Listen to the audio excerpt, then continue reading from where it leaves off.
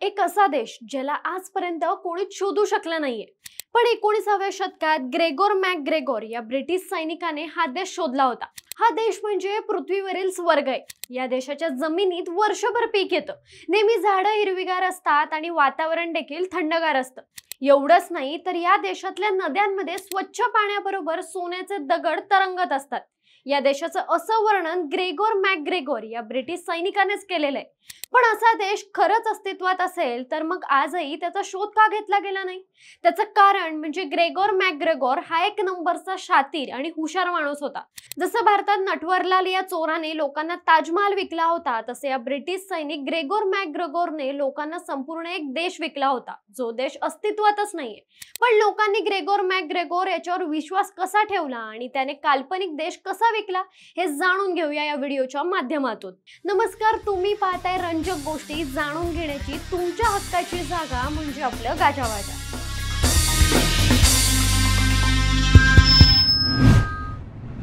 Gregor मॅकग्रेगोरच्या कारनाम्यांची गोष्ट सुरू होते ती 1820च्या आसपास, जेव्हा ब्रिटिश सैनिक दक्षिण अमेरिकेत युद्ध करून आपल्या मायदेशी म्हणजेच ब्रिटनमध्ये परतत होते।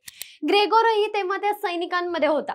सैनिक घरी परतत होते म्हणून ते खुश झाले होते, मात्र ग्रेगोरच्या डोक्यात काहीतरी वेगळंच शिजत होतं। त्याने दक्षिण अमेरिका ते ब्रिटन या प्रवासात एक गोष्ट तयार केली। मायदेशी परतल्यावर त्याने लोकांना युद्धाची आणि स्वतःच्या शौर्याची गोष्ट सांगायला सुरुवात केली।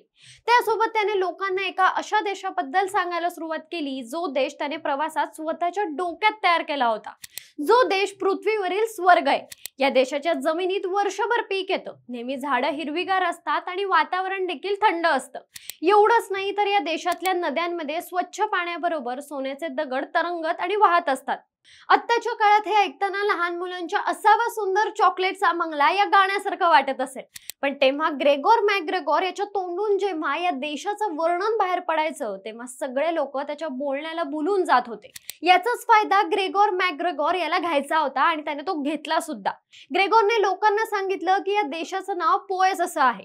या देशात आपल्याला हवं ते सर्व आहे, आपण फक्त तेथे जाऊन त्याचा विकास करण्याची गरज आहे। त्यासाठी त्यांनी लोकांना तेथे गुंतवणुकीसाठी राजीही केलं। लोकांना या अनोख्या देशात गुंतवणुकीसाठी तयार करण्यासाठी ग्रेगोरने ब्रोशर पासून न्यूजपेपर पर्यंत सगळीकडे या काल्पनिक देशाबद्दल छापलं। त्यासोबत त्याने नकली नोटा सुद्धा छापल्या आणि लोकांना त्या देशात नेण्यासाठी 7 जहाजं सुद्धा तयार केली होती। त्याने संपूर्ण लंडन मधून हजारो लोकांना आपल्या या काल्पनिक देशात जाण्यासाठी तयार केलं आणि त्यांच्याकडून पैसे गोळा केले। आपल्या देशाच्या सेवेत असलेल्या सैनिकाच्या गोष्टीवर इंग्लंड सरकार आणि त्यांच्या सरकारी बँकांनी सुद्धा विश्वास ठेवला आणि त्यांनी या काल्पनिक देशाचे बॉन्ड्स विकत घेतले। या सर्व लोकांना तिथे त्या देशात नेण्याआधी काही लोकांना त्याने त्या काल्पनिक देशाची प्रॉपर्टी विकली आणि त्याने $2 लाख मिळवले।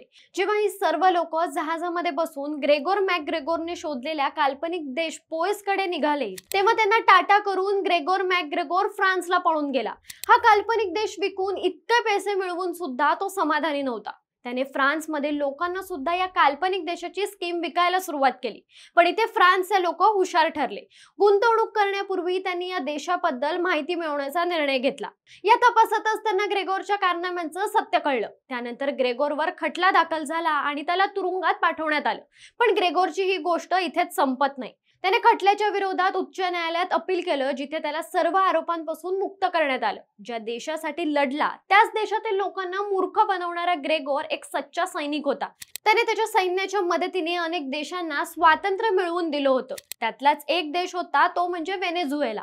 व्हेनेझुएलाला स्वातंत्र्य मिळाल्यानंतर ग्रेगोरचं या देशात एका हिरो सारखं स्वागत करण्यात आलं होतं। 1845 साली ग्रेगोर मॅकग्रेगोर या चतुर चोर आणि सैनिकाचं 58व्या वर्षी निधन झालं। ग्रेगोरच्या निधनानंतर व्हेनेझुएलाच्या सैन्याने त्याला राजकीय सन्मान दिला। अशाच रंजक गोष्टी जाणून घेण्यासाठी गाजावाजाला लाईक, शेअर, फॉलो आणि सबस्क्राईब करायला विसरू नका।